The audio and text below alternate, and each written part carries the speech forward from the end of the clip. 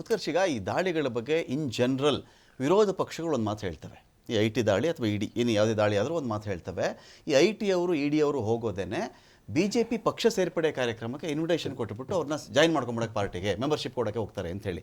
ಇದು ನಿಜಾನ? ಇದು ಕಂಪ್ಲೀಟ್ಲಿ ನಿಜಾನ? ಇದು ಸರ್ ನೋಡಿ, ಲೆಟ್ಸ್ ಬಿ ವೆರಿ ಪ್ರಾಕ್ಟಿಕಲ್. ನೀವು ಕೂಡ ಸೀನಿಯರ್ ಪತ್ರಕರ್ತರಿದ್ದೀರಿ. ಐ ಟಿ ಮತ್ತು ಇಡಿ ಇಂಡಿಪೆಂಡೆಂಟಾಗಿ ಕೆಲಸ ಮಾಡ್ತಕ್ಕಂಥ ಅದು ಇಟ್ಸ್ ಅ ಕಾನ್ಸ್ಟಿಟ್ಯೂಷನಲ್ ಬಾಡಿ. ಮತ್ತು ಬಹಳ ಸ್ಪಷ್ಟವಾಗಿ ಈಗ ಒಬ್ಬ ಐ ಟಿ ಆಫೀಸರ್ ಯಾರೇ ಮನೆ ಮೇಲೆ ರೈಡ್ ಮಾಡಬೇಕಂತಂದ್ರೆ ಅವ್ರಿಗೆ ಸರ್ಚ್ ವಾರೆಂಟ್ ಇರುತ್ತೆ, ಅವ್ರಿಗೆ ಪರ್ಮಿಷನ್ ಬೇಕಾಗುತ್ತೆ, ರೀಸನ್ ಟು ರೈಡ್ ಅನ್ನುವಂಥ ಅನೇಕ ಅಂಶಗಳು ಬರುತ್ತೆ.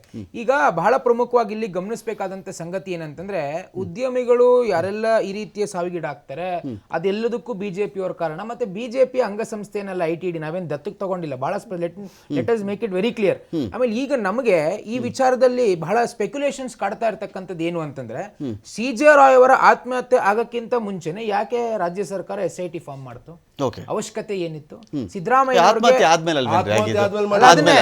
ಅಂತ್ಯ ಸಂಸ್ಕಾರ ಆಗಕ್ಕಿಂತ ಮುಂಚೆ ನಾನು ಹೇಳ್ತಿರೋದು, ಲೆಟ್ ಮಿ ಫಿನಿಶ್. ನೀವು ಮಾತಾಡಿದಾಗ ನಾನು ಮಾತಾಡ್ಲಿಲ್ಲ, ಕೇಳಿಸ್ಕೊಳ್ಳಿ. ಅವಶ್ಯಕತೆ ಏನಿತ್ತು? ಆಮೇಲೆ ಇವ್ರಿಗೆ SIT ಮಾಡೋ ಕಾರಣ ಏನ್ ಗೊತ್ತಾ? ಬಹಳ ಇಲ್ಲಿ SIT ನಾವು ಸಿದ್ದರಾಮಯ್ಯ ಅವ್ರ ಇನ್ವೆಸ್ಟಿಗೇಷನ್ ಟೀಮ್, ಸಾರಿ ಸ್ಪೆಷಲ್ ಇನ್ವೆಸ್ಟಿಗೇಷನ್ ಟೀಮ್ ಅಂತ ಹೇಳ್ಬೋದು. ಅದಕ್ಕೆ ಅವ್ರು ಮಾಡೋದು ಯಾವಾಗ ಅಂತಂದ್ರೆ, ಅವ್ರದ್ದೇನಾದ್ರೂ ತಪ್ಪುಗಳಿದ್ದಾಗ ಮುಚ್ಚಾಕೊಳ್ಳಿಕ್ಕೆ SIT ಮಾಡ್ಬಿಡ್ತಾರೆ. ಟ್ಯೂಬ್ಲೈಟ್ ವಾಚ್ ಆದಾಗ ಇದೇ ಮಾಡಿದ್ರು, RCB ವಿಚಾರದಲ್ಲೂ ಇದೇ ಮಾಡಿದ್ರು, ಇವತ್ತು CJ ರಾಯ್ ಪ್ರಕರಣದಲ್ಲಿ ಕೂಡ ಇದೇ ಮಾಡಿರ್ತಕ್ಕಂಥದ್ದು. ಕಾರಣ ಏನು? ಅವಶ್ಯಕತೆ ಯಾಕೆ ಇವ್ರಿಗೆ ಭಯ? CBI ಬಂದ್ಬಿಡುತ್ತೆ ನಾಳೆ, ನ್ಯಾಷನಲ್ ಇನ್ವೆಸ್ಟಿಗೇಷನ್ ಬಾಡೀಸ್ ಬಂದ್ರೆ ಎಲ್ಲಿ ಏನಾದ್ರೂ ಸಮಸ್ಯೆಗಳು ಆಚೆ ಬರ್ಬೋದೇನೋ ಅಂತ.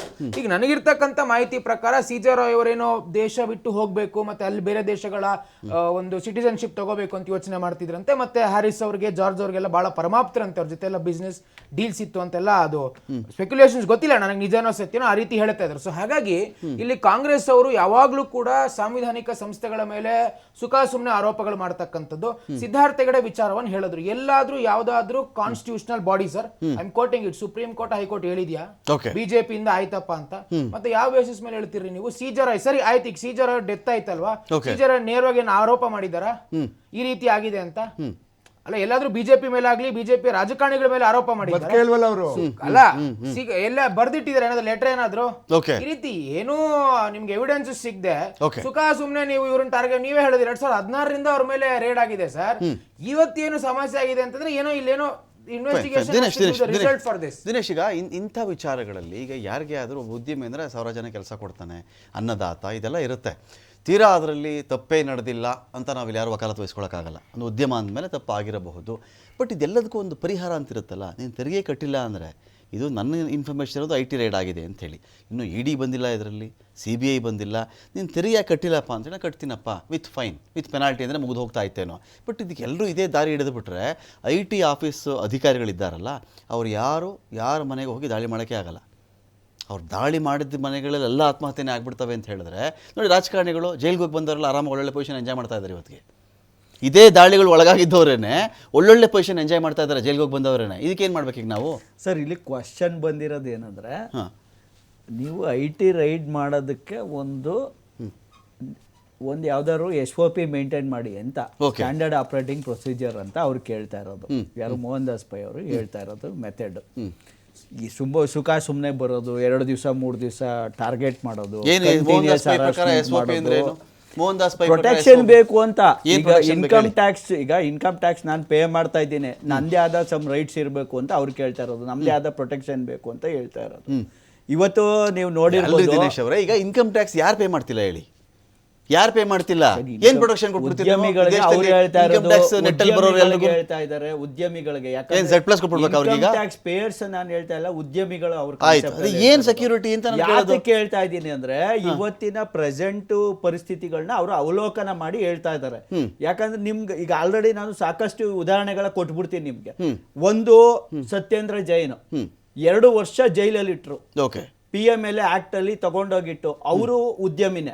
ಅವರು ಇಂಡಿಯನ್ ಇನ್ಸ್ಟಿಟ್ಯೂಟ್ ಆಫ್ ಆರ್ಕಿಟೆಕ್ಚರ್ ಅಲ್ಲಿ ಇದ್ದವರು, ಒಳ್ಳೆ ಆರ್ಕಿಟೆಕ್ಚರು, ಸಾಕಷ್ಟು ಬಿಲ್ಡಿಂಗ್ ಗಳು ಕಟ್ಟಿದವರು, ಅದನ್ನ ಕಂಪ್ನಿ ಮಾರದು ಬಂದ ದುಡ್ಡಲ್ಲಿ AAP ಗೆ ಫಂಡಿಂಗು ಕೊಟ್ಟವರು. ಅವರು ಒಳ್ಳೆ ಸ್ಕೂಲ್ಗಳು ಮಾಡಿದ್ರು, ದೆಹಲಿಲಿ ಒಳ್ಳೆ ಹಾಸ್ಪಿಟ್ಲ್ಗಳು ಕಟ್ಟಿದ್ರು.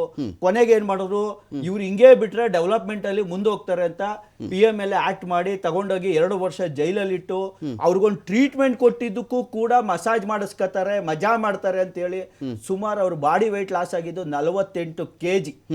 Is almost going to die. ಇವತ್ತು ಕೋರ್ಟ್ ಅಲ್ಲಿ ಏನಾಯ್ತು ಅವ್ರದ್ದು, ಏನು ಇಲ್ಲ, ಅವ್ರ ವಿರುದ್ಧ ಯಾವ್ದು ಸಾಕ್ಷಿ ಇಲ್ಲ, ಇಸ್ ಕ್ಲೀನ್ ಅಂತ ಹೇಳಿದ್ರು. ಮತ್ತೆ 2 ವರ್ಷ ಜೈಲಲ್ಲಿ ಯಾಕೆ ಇಟ್ಟಿರೋ ವ್ಯಕ್ತಿನ, 2 ವರ್ಷ ಹಿಂಸೆ ಯಾಕೆ ಕೊಟ್ರು? ಆ ಮನುಷ್ಯ ಆಗಿದ್ರೆ ತಡ್ಕೊಂಡಿದ್ದ. ಬೇರೆ ಮನುಷ್ಯ ಆದ್ರೆ ಇದೇ ರೀತಿ ಇವ್ರನ್ನ ಮಿಸ್ಯೂಸ್ ಮಾಡ್ಕೊಂಡು ಇನ್ನೊಂದು ರಾಜಕೀಯ ಪಕ್ಷದಲ್ಲಿ ಅವ್ರು ಯಾರು ಉದ್ಯಮಿಗಳು ಇನ್ವಾಲ್ವ್ ಆಯ್ತಾರೆ ಅಂದ್ರೆ ಅವ್ರ ಕೊನೆಗೆ ಸಿಗೋದು ಈ ದೇಶದಲ್ಲಿ ಜೈಲ್ ಗತಿ. ಇದನ್ನ ಅವ್ರು ಕ್ಲಾರಿಟಿ ಕೊಡ್ತಾ ಇರೋದು ಮೋಹನ್ ದಾಸ್ ಪೈ ಅವರು. ಈ ತರ ಹರಾಸ್ಮೆಂಟ್ಗಳನ್ನ ನಿಲ್ಸಿ ಫಸ್ಟ್. ಉದ್ಯಮಿಗಳು ಈಗ ಬಿಜೆಪಿ ಸಪೋರ್ಟ್ ಮಾಡ್ಲಿಲ್ಲ ಅಂದ್ರೆ ಅವನು ತಗೊಂಡೋಗೋದು, ಜೈಲಲ್ಲಿ ಇಡೋದು, ಹರಾಸ್ಮೆಂಟ್ ಮಾಡೋದು, ಅವನಿಗೆ ಕೊಡಬಾರ್ದು ಚಿತ್ರಹಿಂಸೆ ಕೊಡೋದು ಇವರ ಒಂದು ಪದ್ಧತಿಯಾಗಿದೆ. ಉದ್ಯಮಿಗಳ ಪಾಲಿಗೆ ದೇಶದಲ್ಲಿ ಎಮರ್ಜೆನ್ಸಿ ಡಿಕ್ಲೇರ್ ಮಾಡುವಂಥದ್ದು ಏನಾದರೂ ನಡೀತಾ ಇದೆಯಾ? ಇಲ್ಲಿ ಎಮರ್ಜೆನ್ಸಿ ಡಿಕ್ಲೇರ್ ಮಾಡುವಂಥದ್ದು, ಅವ್ರಿಗಿಂತ ಫೆಸಿಲಿಟಿ ಬೇಕು, ಅವ್ರಿಗಿಂತ ತೊಂದರೆ ಆಗ್ತಾ ಇದೆ ಅಂಥೇಳಿ ಉದ್ಯಮಿಗಳೇ ಡಿಕ್ಲೇರ್ ಮಾಡಿಕೊಳ್ಳುವಂಥದ್ದು ನಡೀತಾ ಇದೆಯಾ? ಇಲ್ಲಿ ಉದ್ಯಮಿಗಳು ಪಕ್ಷಗಳಿಗೆ ಹೆಲ್ಪ್ ಮಾಡುವುದು ಎಂದರೆ ಏನು, ಅವ್ರ ತೆರಿಗೆ ಕಟ್ಟದೇ ಇರೋದು ಅಂದರೆ ಏನು, ಈ ಹೆರಾಸ್ಮೆಂಟ್ ಅನ್ನುವುದಕ್ಕೆ ವ್ಯಾಖ್ಯಾನ ಏನು? ಟಾರ್ಚರ್ ಮಾಡಿದ್ದಾರೆ ನನಗೆ ಅಂತೇಳಿ ಒಬ್ಬ ಉದ್ಯಮಿ ಹೇಳಬೇಕು ಅಂತ ಹೇಳಿದ್ರೆ IT ಮೇಲೆ ಆತ ಏನೇನು ಹೇಳಬೇಕಾಗತ್ತೆ? ಯಾವುದು ಟಾರ್ಚರ್ ಅಲ್ಲ ಅಂಥೇಳಿ ಪೈಗಳೇನಾದರೂ ಮಾತಾಡಿದಾರಾ? ಇಲ್ಲಿ ಟಾರ್ಚರ್ನ ಬೈಫರ್ಕೇಷನ್ ಮಾಡಿದ್ದಾರೆ ಅವರು, ಇದು ಟಾರ್ಚರ್ ಇದಲ್ಲ ಅಂಥೇಳಿ.